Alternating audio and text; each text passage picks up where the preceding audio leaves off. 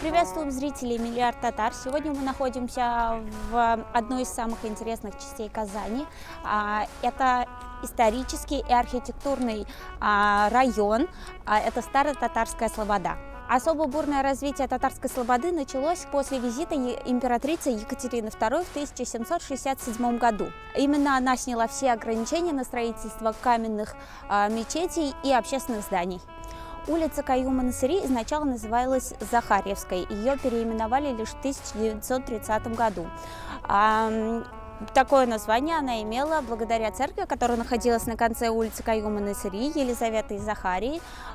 Эту церковь разобрали в 1925 году. Эта улица стала пешеходной лишь в 2013 году. Ансамбль Старой Татарской Слободы сложился в районе улиц Московская, Тукая, Марджани, Нариманова, Сары Садыковой, Галиаскара Камала и улицы Ахтямова. Сейчас мы находимся у мечети Марджани. Она находится между улицей Каюма-Насыри и озером Нижний Кабан. Строительство мечети началось с 1766 по 70-е годы на средства прихожан по указу Екатерины II. Это была первая каменная мечеть в городе Казани, а в советское время это была единственная действующая мечеть в Казани. Здание построено в традициях татарской средневековой архитектуры мечети с минаретом на крыше и стилевых формах провинциального барокко. Двухэтажная двухзальная мечеть имеет трехъярусный минарет. В оформлении фасадов и интерьеров архитектурный декор петербургского барокко сочетается с орнаментальными мотивами татарского декоративного искусства. Архитектором, предположительно, был Кавторев. В 1861 году с северной стороны был сделан пристрой с лестницей. В 1863 году расширили михраб с пробивкой окна. В 1885 году был перестроен минарет, который в 1887 году был украшен ажурной оградой. Долгое время мечеть называлась Юнусовской в честь купцов Юнусовых. Купец, торговец сахаром Бургануддин Мулин построил дом в 1870-х годах. Его наследником стал усыновленный им Галетдинов. В начале 2000-х годов здание было передано мечети Марджани, но в 2008 году произошел пожар. Дом был восстановлен по историческим чертежам к 2013 году вместе с остальными домами по улице Насыри. В 2018 году был воссоздан ранее утраченный флигель. По стилю дом сочетает народное зодчество с элементами классицизма. Дом имеет деревянный этаж на высоком кирпичном полуподвале. Здание венчает высокая светелка под скатной крышей, сбоку имеется мезонин. В плане здание имеет прямоугольную форму. Цокольный этаж предназначался для хозяйственных нужд, верхний был жилым. Полукаменный дом в 1856 году построил Муртаза Кушаев. Его дети Ибатулла и Габдулла выстроили кирпичный главный дом в 1862 году. Комплекс усадьбы был отреставрирован в 2013 году по проекту Раимовой. Флигель был восстановлен.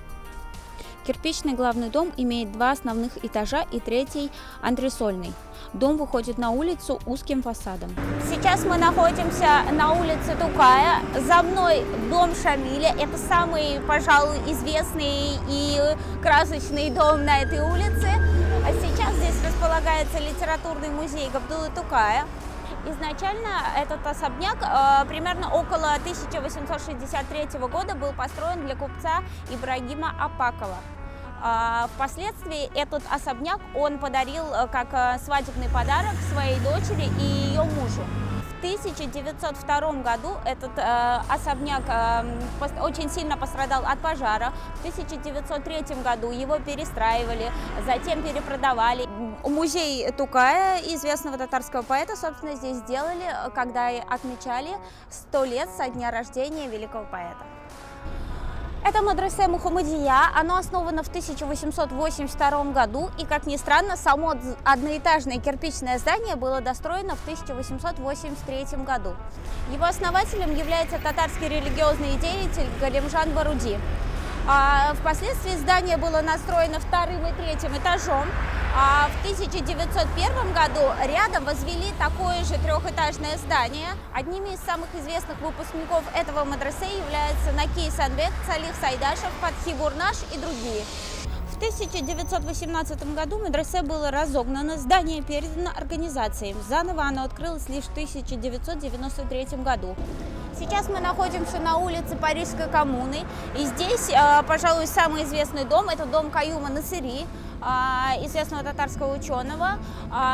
В этом доме с 2002 года располагается музей ученого. В музее воссозданы мастерская, где работал ученый, его кабинет.